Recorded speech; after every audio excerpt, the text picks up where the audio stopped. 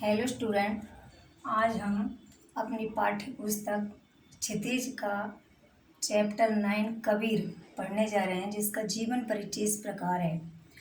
कबीरदास जी ज्ञान मार्ग की निर्गुण शाखा के भक्त कवि थे। ज्ञान मार्गी का मतलब है ज्ञान से ये भक्ति मार्ग नहीं।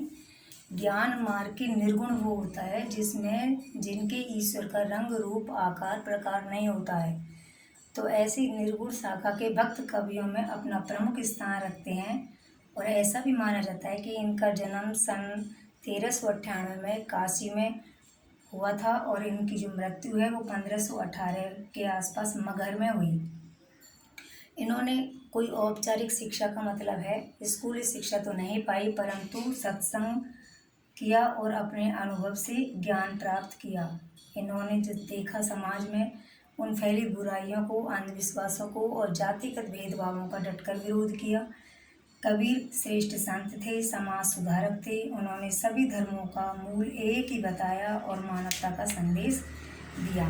इनकी जो प्रामाणिक रचना है उसका नाम है बीजक। ये पदों की रचना करते थे और इनके पदों को इनके शिष्यों ने संकलित किया। संकलित का मतलब है इकट्ठा किया।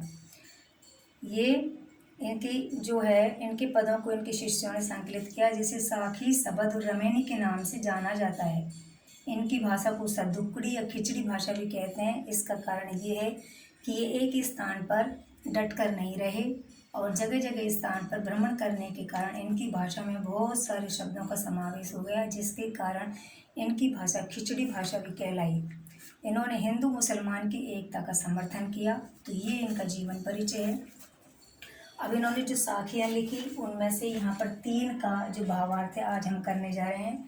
तो यहाँ पर बताया कि मान सरोवर सुभर जल हंसा केली कराही।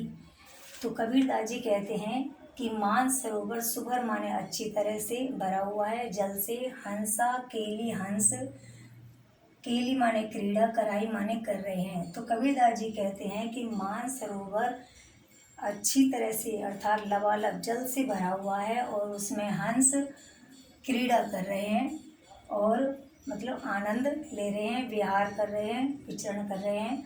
मुक्ता फल और मोतियों को चुग रहे हैं। अब उड़ी अनत न जाई, और अब उड़ी का मतलब उड़ करके, अनत का मतलब दूसरी जगह न जाई माने दूसरी जगह नहीं जाना चाहते हैं। इसका जो दूसरा अर्थ है वो ये है कि मानसरोवर रूपी जो मन है वो अच्छे जल से भरा हुआ है, पूरी तरह से भरा हुआ है और उसमें जो जीवात्मा रूपी हंस है वो क्रीड़ा कर रहे हैं और मोक्ष रूपी, मुक्ता फल का मतलब है मोक्ष रूपी मोती को चुग रहे हैं। अब उन्हें ऐसे आनंद की प्राप्ति हो गई है कि वह अब वे उस स्थान को छोड़कर दूसरे स्थान पर नहीं जाना चाहते। तो दूसरी जो साखी है वो है प्रेमी ढूंढत मैं फिरो, प्रेमी मिले न कोई और प्रेमी को प्रेमी मिले सब विष अमृत होए।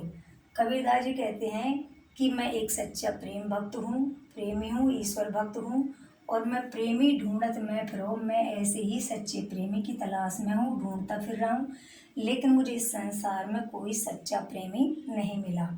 प्रेमी को प्रेमी मिले, यदि सच्चे ईश्वर भक्त को कोई ऐसा ही सच्चा भक्त मिल जाए तो सब विष अमृत होई, तो उसकी सारी विष रूपी बुराइयाँ, जहर रूपी जो बुराइयाँ होती हैं वो दूर हो जाती है और अमृत फल की प्राप्ति होती है। कहने का मतलब है सत्संगति का प्रभाव भी इस पर पड़ता है। अगला है जो थर्ड है, हस्ती चढ़िए ज्ञान को सहज दुलीचा डारी। दुलीचा होता है आसन, डारी माने जमा करके, सहज माने सहज रूप में ही बिना कठिनाई के, हस्ती माने हाथी, चढ़िए माने ज्ञान को। ज्ञान रूपी हाथी पर कबीरदास जी कहते हैं कि ज्ञान रूपी हाथी की सवारी करनी चाहिए और उस पर आसन जमा करके, सहज रूप में आसन जमा करके बैठ जाना चाहिए, क्योंकि स्वान रूप संसार है। क्योंकि ये संसार स्वान माने कुत्ते के समान है, जो भूखा न दे का मतलब है भौंकता ही रहता है और अर्थात आलोचना करता रहता है दूसरे की, और झक मारी जब वह आलोचना करते करते थक जाता है तो वह अपना आप ही चुप हो जाता है। तो इन पंक्तियों का भावार्थ यह है कि मनुष्य को दूसरे की आलोचनाओं पर ध्यान नहीं देकर या जो वह कर रहा है उस पर ध्यान नहीं देकर अपनी ईश्वर भक्ति में निरंतर लगे रहना चाहिए। Thank you.